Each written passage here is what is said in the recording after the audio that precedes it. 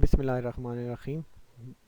D Mac tube में खुश आमदीद दोस्तों। आज के इस वीडियो में हमारा जो टॉपिक है वो बेसिकली बैरिंग के डेजिग्नेशन नंबर के बारे में है कि बैरिंग को अगर हम फ्रंट से देखें तो उसके ऊपर जो आउटर रेस के ऊपर नंबर लिखा होता है उसका क्या मतलब होता है, हम कैसे ये जान सकते हैं कि बैरिंग का जो नंबर है इसका फर्स्ट डिजिट हमें क्या शो करता है, सेकंड क्या करता है, लास्ट डिजिट क्या शो करते हैं। आज की इस वीडियो में हम ये जानेंगे कि हम यानी कि बैरिंग के नामनक्लेचर के बारे में स्टडी करेंगे कि बैरिंग का नामनक्लेचर या बैरिंग का डेजिग्नेशन नंबर हमें कैसे बैरिंग टाइप ऑफ बैरिंग के बारे में इंफॉर्मेशन देता है, बैरिंग की सील के बारे में इंफॉर्मेशन देता है, इनर आउटर साइज़ के बारे में इंफॉर्मेशन देता है। आज इसकी वीडियो में हम डिटेल से जानने की कोशिश करेंगे।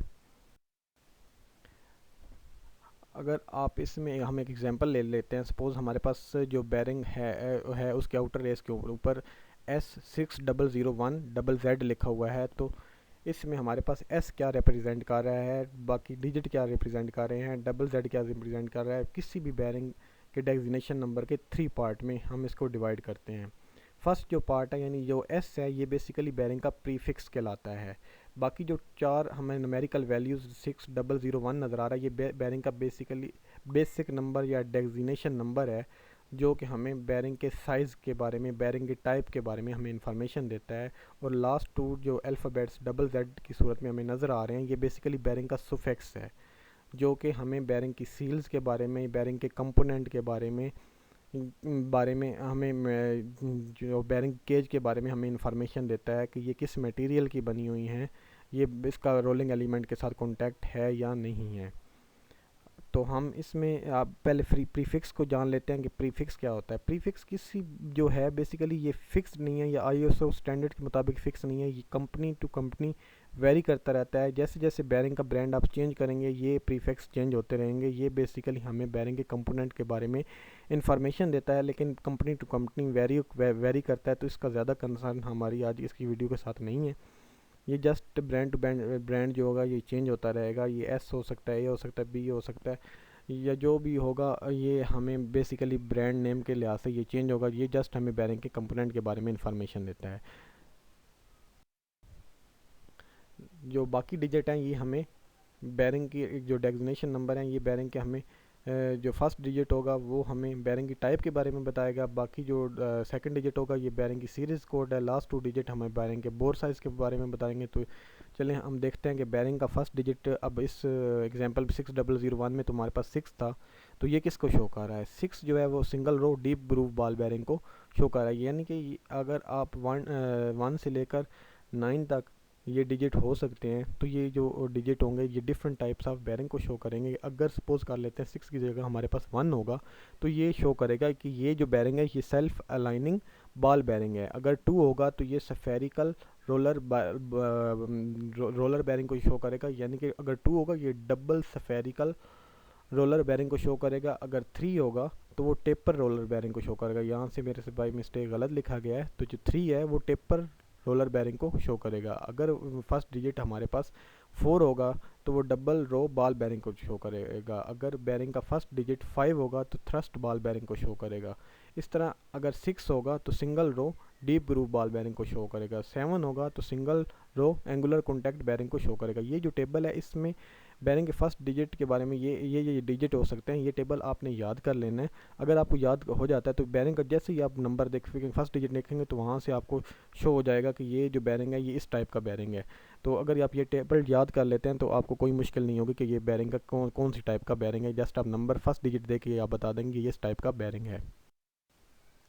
अब बैरिंग का अगर जो सेकंड डिजिट है ये बेसिकली बैरिंग की सीरीज़ कोड को शो करता है। ये जो सेकंड डिजिट है ये हमें बैरिंग के आउटर रेस के बारे में, बैरिंग की जो विड्थ है उसके बारे में इंफॉर्मेशन देता है। इसके अलावा ये बैरिंग की टफनेस के बारे में बताता है। टफनेस बेसिकली बैरिंग की क्या होती है, टफनेस ये होती है कि बैरिंग का के आउटर डाई के ऊपर जो आउटर रेस होती है उसके ऊपर जो हमारे पास लोड पड़ रहा होता है या कोई फोर्स लग रही होती है, ये इतनी फोर्स को या लोड को विद स्टैंड कर सकता है, बर्दाश्त कर सकता है। ये बैरिंग की जो टफनेस कहलाती है। ये बेसिकली एक बैरिंग की मैकेनिकल प्रॉपर्टी में से एक प्रॉपर्टीज़ है। ठीक है, अगर सेकंड डिजिट हमारे पास 0 है तो ये इसका मतलब ये है कि ये इसकी जो आउटर रेस की थिकनेस है वो एक्स्ट्रा लाइट है। 1 है तो एक्स्ट्रा लाइट है, एक्स्ट्रा एक्स्ट्रा लाइट है, अगर 2 है तो वो जस्ट लाइट है, 3 है तो वो मीडियम है, मतलब मीडियम पे क्या होगा, लाइट से उसकी थिकनेस थोड़ी ज़्यादा हो जाएगी, 4 है तो ये हैवी ड्यूटी है, मतलब इसकी थिकनेस ज़्यादा है। अगर अब 4 से 8 होगा या 9 होगा तो वो एक्स्ट्रा थिन सेक्शन में आ जाएगी या वेरी थिन में आ जाएगी, यानी आउटर रेस की थिकनेस जो होगी वो डिक्रीज़ हो जाएगी। इसके अलावा सेकंड डिजिट जो है हमें बैरिंग की विड्थ के बारे में इंफॉर्मेशन देता है कि बैरिंग की विड्थ कितनी होगी, बैरिंग का आउटर डाया कितना होगा। जैसे जैसे बैरिंग की जो सेकंड डिजिट है ये नीचे से ऊपर की तरफ जाएगा, यानी कि 1 से 2 हो जाएगा, 2 से 3 हो जाएगा, 3 से 4 हो जाएगा, तो ये बैरिंग का आउटर डाया बढ़ता जाएगा, बैरिंग की विड्थ भी बढ़ती जाएगी, बैरिंग की विड्थ भी बढ़ती जाएगी, यानी कि ये नंबर इस जैसे जैसे नंबर इंक्रीज़ होगा बैरिंग की विड्थ और आउटर डाया भी इंक्रीज़ हो जाएगा। यानी कि ये हमें तीन सेकंड डिजिट जो है तीन चीज़ों के बारे में इंफॉर्मेशन देता है, बैरिंग की विड्थ के बारे में, बैरिंग के आउटर डाया के बारे में, बैरिंग की जो केज की थिकनेस है उसके बारे में हमें बताता है, बैरिंग की टफनेस के बारे में बताता है, और ये इसकी क्या न्यूमेरिकल वैल्यू होंगी ये आप जब इस सीरीज़ कोड को कैटलॉग में देखेंगे, यानी कि जो अगर आप एसकेएफ का यूज़ कर रहे हैं तो एसकेएफ बैरिंग का अपना कैटलॉग होगा, फैग का अपना कैटलॉग होगा, लेकिन ये आईएसओ स्टैंडर्ड के मुताबिक फ़िक्स हैं। आप जो भी कैटलॉग में से उसका सीरीज़ का बैरिंग का देखेंगे तो वो आपको वो सेम वैल्यू देगा।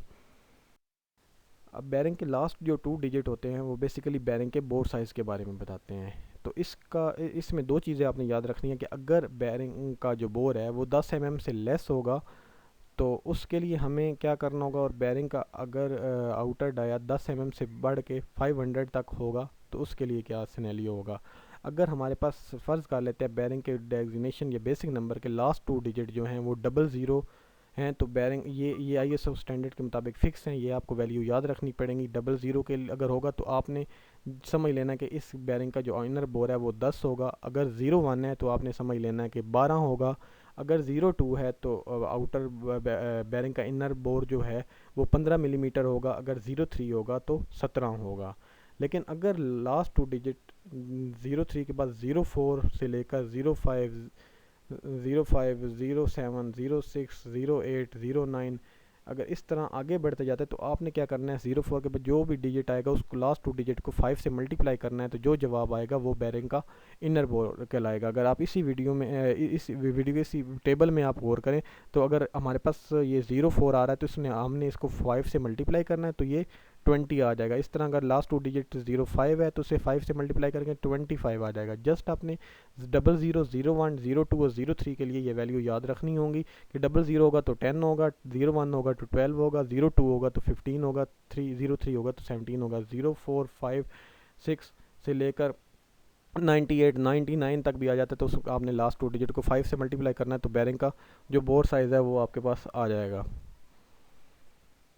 लेकिन अगर आपकी बैरिंग का बोर 500 से राइज़ हो जाता है, 500 या 500 से राइज़ हो जाता है तो उसमें आप क्या 5 से मल्टीप्लाई करेंगे, तो नहीं 5 से आप मल्टीप्लाई नहीं करेंगे, बल्कि इस जस्ट से ही 500 या 500 से अबव होगा तो उस बैरिंग के डेजिग्नेशन नंबर में आपको बैरिंग का बोर पूरा लिखा हुआ मिलेगा। पूरा जो कंपनी है पूरा बोर लिख देती हैं, यानी कि अगर उसका बोर फ़र्ज़ कर लेते हैं 600 है तो वो ऐसे लिखा हुआ होगा, सपोज़ कर लेते हैं 22/600, यानी बट्टे के नीचे रेशो के नीचे जो वाली वैल्यू होगी वो आपका बैरिंग का बोर होगा। 22/600 हो जाएगा, 38/650 हो जाएगा। तो जो लास्ट वाला बट्टे के नीचे जो वैल्यू होगी वो आपको बैरिंग के बोर के बारे में बताएगी अगर आपका 500 या 500 से ग्रेटर देन बोर होगा तो।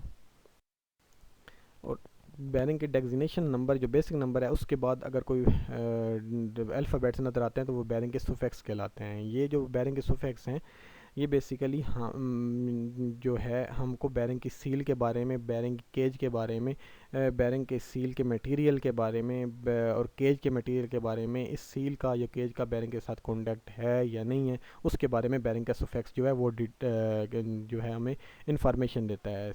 तो इसका डेजिग्नेशन नंबर के बाद जो अल्फ़ाबेटिकली वैल्यू अगर Z होगी तो इसका मतलब ये होगा कि हम जो बैरिंग यूज़ कर रहे हैं उसके एक साइड पे मेटल की सील लगी हुई है जबकि दूसरी साइड ओपन है। अगर Z होगा या 2Z होगा तो दोनों साइडों के ऊपर बैरिंग के दोनों साइडों के ऊपर शील्ड है, यानी कि दोनों साइडों के ऊपर मेटल की या स्टेनलेस स्टील की सील पे लगी हुई है। अगर सिंगल आर एस लिखा होगा तो इसका मतलब ये सारी इन्फॉर्मेशन मैंने टेबल में लिखी हुई है। अगर आर एस होगा तो वन साइडेड सील होगी, यानी रबड़ की सील होगी। टू आर एस होगा तो दोनों साइडों पे रबड़ की सील होगी। अगर वी होगा तो ये सील जो होगी बैरिंग के इनर आउटर रेस के दरमियान जो हमारे पास बाल होंगे या रोलिंग एलिमेंट होंगे उसके ऊपर लगी होगी, ताकि कोई डस्ट कंटेंट जाके बैरिंग को नुकसान ना दे। बैरिंग के अगर कोई ग्रीस वगैरह इस जगह पे फिल हुई हुई है तो वो उसके ऊपर कोई डस्ट वगैरह ना पड़े, वो उससे अगर जब बैरिंग चले तो उस ग्रीस बाहर ना निकले। तो उसकी कोई कुछ चीज़ों को ये जो है सील जो है प्रोटेक्ट करती है, हमारी लुब्रिकेशन पर्पज़ के लिए यूज़ होती है। तो अगर वी होगा तो उसकी बैरिंग की जो सील लगी हुई है वो उसका कॉन्टैक्ट जो है वो रोलिंग एलिमेंट के साथ नहीं है। अगर डबल वी है तो दोनों साइड पे सील लगी हुई है लेकिन उसका रोलिंग एलिमेंट के साथ कॉन्टैक्ट नहीं है।